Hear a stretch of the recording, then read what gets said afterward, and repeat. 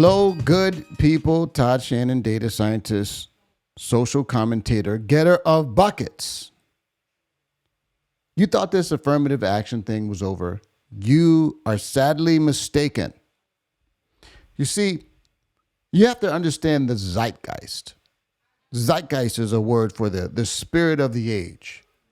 And you see, the laws and the customs and the practices follow the zeitgeist. And even if you eliminate the laws and the practices, if the zeitgeist doesn't change, then neither will the behaviors, because the attitudes will carry on the zeitgeist and the spirit of the age in different forms. Now, don't get me wrong. I think it's a fantastic win for our society that race-based admissions was struck down for colleges, and other affirmative action practices, I'm sure, will be following shortly if they get to the point of the Supreme Court. However, let's think about this in the reverse. Do you remember when segregation became illegal? Right? I would say that the actual legalization or the criminalization or the making illegal of discrimination had a long tail before it actually in practice had a real impact on society, because the racist attitudes that made segregation a thing in the first place prevailed, right? You had to get rid of that. You had to kind of decontaminate the minds of the people so that the real intent of striking down those laws could become manifest. Well, the question is, even though affirmative action has been struck down, the question is, will we get rid of the zeitgeist? Will we shift our attitudes about race and so-called diversity? And this leads me to something that I wanted to talk about, because if you haven't noticed, all of our institutions are infected with the zeitgeist. That's why all of our institutions are becoming more and more political. You might be asking yourself, well, why are our institutions becoming more political? Well, the answer is really simple. You see, if you want to affect the zeitgeist, or if you want to affect the way people think, a lot of times it begins with political activism. There's a small group of people with specialized interests and specialized knowledge to try to get their interests represented in the laws and in the practices of the nation, right? But the problem is that in political activism, these are very small groups of people, right? So you have to kind of convince your politicians, and you may have some sort of pseudo organization that's not really a government organization per se, because it ends up being governmental in its function, but none of the people are elected, and so they have to expound their borders, right? They can't just be influencing lawmakers and people making the decisions, because the lawmakers are supposed to be representing the people. So in order to get their message out, they have to have a much broader footprint. And the way to do that is they try to basically conquer institutions one at a time. And this is what happened effectively with many of the things that you see, the wokeness that we see right now. It started with the colleges and universities. But at first it was a very, very, very esoteric, very specialized group of people who had this information. And then it grew, right? They were saying, oh, it's just, this is just stuff for people in their doctorate studies, this critical race theory and this women's studies and all of this stuff. Yeah, that's how it started. But then they started to make their ways into the workplaces, right? And started saying, you got to have more women. You gotta have more people of color. Your demographics should exactly match the basic makeup of our society at large. And the presumption there was that were it not for any nefarious intervention of these institutions, where they had their thumb on the scale to make sure that only the white people, and white men in particular, ascended to the top, were it not for that, then everything would be exactly evenly distributed based on the population. But this is a false assumption. Today, I want to make the case against diversity. Oh, yes. Because this is the spirit of the age. This is the zeitgeist. The spirit of the age is such that everyone thinks and takes as a given that diversity is a net good. Well, I want to introduce to you Exhibit A, the curious case of ESPN. If you haven't noticed, or if you didn't know, many of you may not follow this, but ESPN has been experiencing massive cuts, right? There was basically a bloodbath of cuts recently where on-air personalities were fired. Well-known people like Jalen Rose, Jeff Van Gundy, who called NBA games for like 15, 16 years, I think, on ESPN. I mean, just well-known personality after personality have been cut from ESPN. But conspicuously remaining is a young lady who is, far as what I can see on the internet, and this is, frankly, my personal sentiment, this young woman is universally disliked.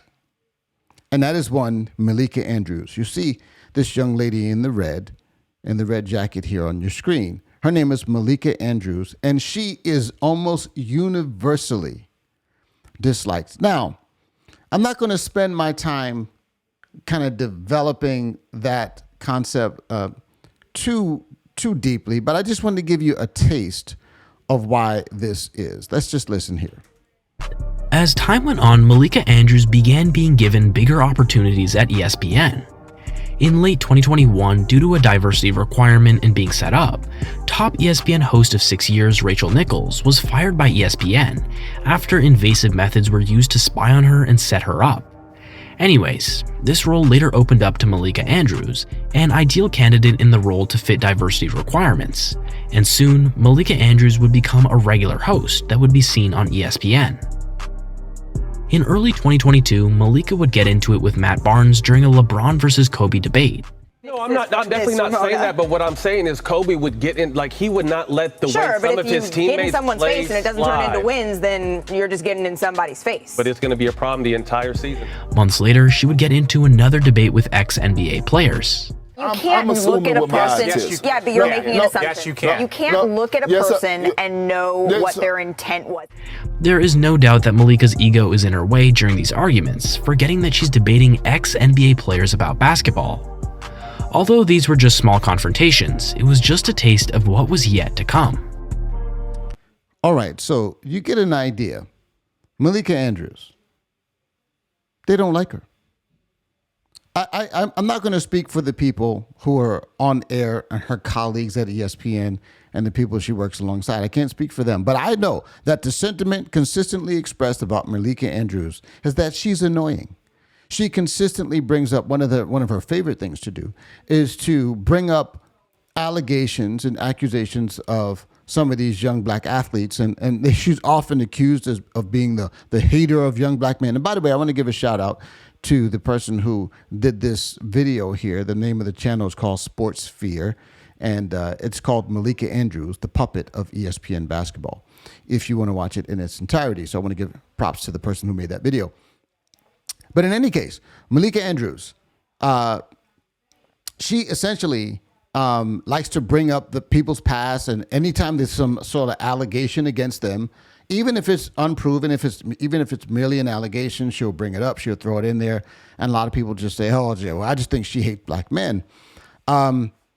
I don't know that that's true. I don't know if it has as much to do with black men, but I do think very clearly that it has something to do with men specifically. I'm almost certain about that. And why would it have to do with men? Because that's the zeitgeist. That's the spirit of the age. This is what young women who go to college and get taught. That she's from California. She grew up in liberal education systems and very left-leaning educational institutions. And, California itself, it's just basically a cesspool of leftist indoctrination. So naturally, her aggression and her boss chick quotient is very high. Down with the patriarchy and all this nonsense, very much the spirit of the age. But the thing about ESPN is the reason why they had to cut 20 on-air personalities. This is completely unprecedented in the history of the NBA and generally in the history of any sort of major network. I've never seen anything like this. The bloodbath of firings, right? These are very, very influential people in the sports world.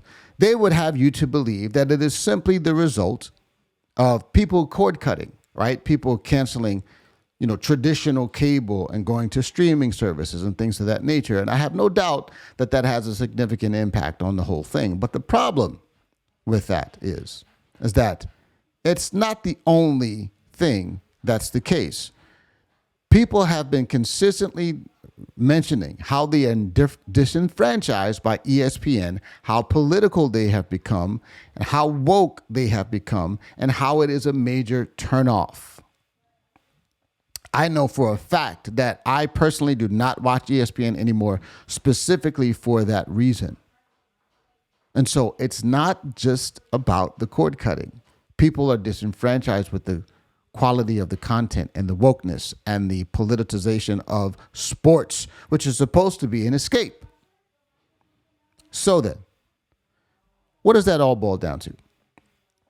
This is why you're seeing the politicization of our institutions. You see, in order for these activists to grow their footprint, once again, it has to go beyond the political sphere. It has to go into the institutions. And once they had thoroughly captured the institutions, the educational institutions for sure were completely captured. Now it's time to move into the business world.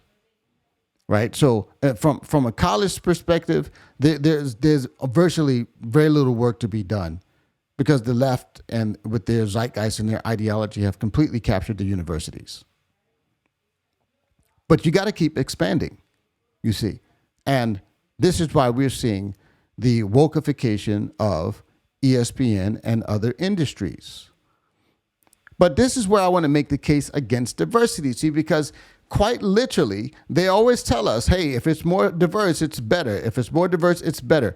This has objectively hurt the product produced by ESPN. Let me tell you a story. Let me tell you an interesting fact about men and sports. I don't know if you knew this, but sports is primarily the domain of men. I'm not saying that women shouldn't play sport. I'm not saying anything like that. Matter of fact, I have a daughter who just graduated high school. She was a volleyball player. I loved watching her play. Loved watching her compete, and I would have liked her to go on to play in college, and that wasn't in the cards for her, and that's okay. I'm not a hater of women's sports. But the fact of the matter is that even though my daughter likes sports, my daughter is not going to sit down and watch ESPN with me. My wife has never done that. As a matter of fact, my wife, she may watch a basketball. She likes to watch basketball games, especially if it's the playoffs, especially if it's the Warriors. She's not interested in watching the New Orleans Pelicans versus the Charlotte Hornets on a random Wednesday night. She don't want to see that, but she will watch Steph and LeBron, and she will watch the more popular players, and she quite enjoys it. Okay, that means she's a casual fan, and this describes most women and their level of fandom, if they're a fan of sports at all. They're very casual, very surface. The last thing women want to do is sit down and watch a bunch of guys talk about sports. And I will tell you something else about it. They especially don't want to watch women talk about sports. This is just a fact. Go to a barbershop, any barbershop in the nation, and you will likely find, and this is the black barbershop, I can't speak for the non-black barbershop, but go to the barbershop and they're going to be probably talking about some women, and they're going to be debating who's the GOAT, LeBron or Jordan, who's the GOAT, Tom Brady or Joe Montana, what about them Yankees, what about them Red Sox? Guys sit around and talk about sports when they could talk about anything else. Sports is often at the top of that conversation. Now, do the same thing in a beauty shop. Go to any random beauty shop and see how many ladies are having a LeBron versus Jordan GOAT conversation. Okay? I can guarantee you that's happening like 0% of the time. Okay? Just a fact. Okay? You might find 1 in a million situations where that's very common. So what they did was they sold you this idea that, hell, it's better to be diverse. It's better to be diverse. We need more women. We need more women. We need more women of color. We need more. When this was clearly, ESPN is clearly a man's domain. Sports is a man's domain. Women might watch a game, but ESPN is not just about broadcasting games. They produce a lot of sports content, most of it debate shows and talk shows. And my wife, even though she's a fan of some sports, she despises those shows. She literally gets a headache listening to Stephen A. and Max Kellerman debate or whoever he's debating. She hates it. She calls it the yelling show. All they do is yell. She gets annoyed by it. They hurt their product. And I'm going to say it very clearly. They hurt their product by introducing and forcing men to participate in the same space as women when clearly this is a man's domain. I am not saying, don't get me wrong, I'm not saying there shouldn't be any women in sports programming. What I am saying, though, is that it's okay if every domain is not ultra diverse. It is okay to have specialized spaces. Okay? It's okay. Diversity is not the goal. We shouldn't be seeking diversity for diversity's sake. And the real issue, and this goes back to what I was saying about the politicization of different domains. There are people within these organizations indoctrinated in these liberal, Marxist and socialist adjacent schools who had that mentality. And they brought that mentality. Once they get hired in these institutions, they become effectively like moles. They become, activists and agents within their organizations, and they sell the executives and the people in charge this nonsense about diversity, and you got to have more women.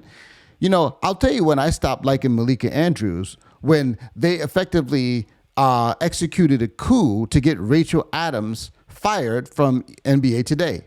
I used to watch that show. Rachel Adams was the host of that show. And, I don't really feel that sorry for her because she was quite woke herself, as is often the case with liberal white women. All right, but it's so ironic that she became the victim of her own ideology that she had advocated when they said, "Oh yeah, are you as a woman? Are you you rare in sports? You know what's even more rare? A black woman.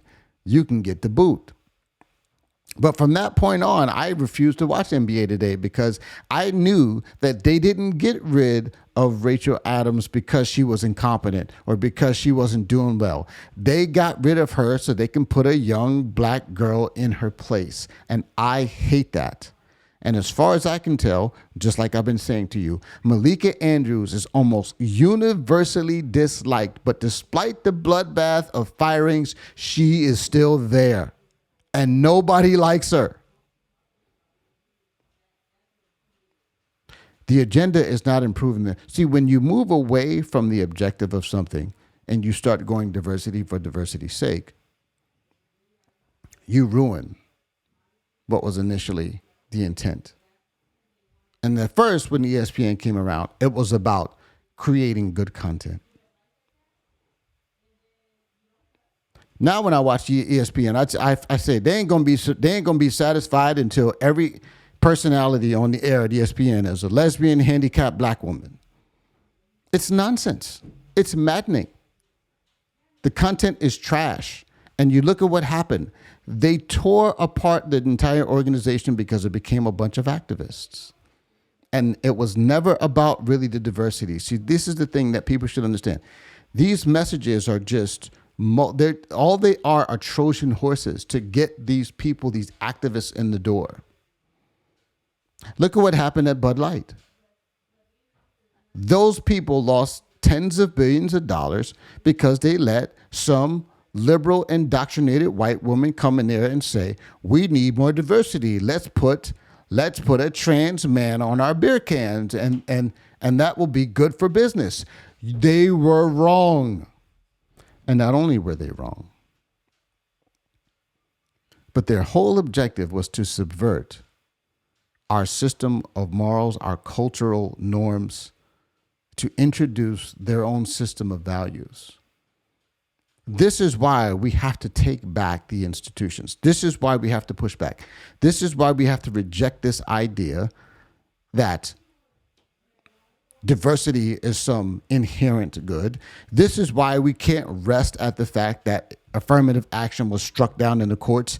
It is not the laws that are keeping us back. It is the zeitgeist. It is the spirit of this age. And we have to stop sleeping and wake up. Because the real awakening is when the people get the courage to push back against these false ideas, these false narratives, and these Trojan horses that are one by one subsuming all of our institutions to introduce a completely subversive moral system, a moral system based on resentment and based on envy, based on covetousness, so-called equality. It's a moral system based on lies and subversive attitudes.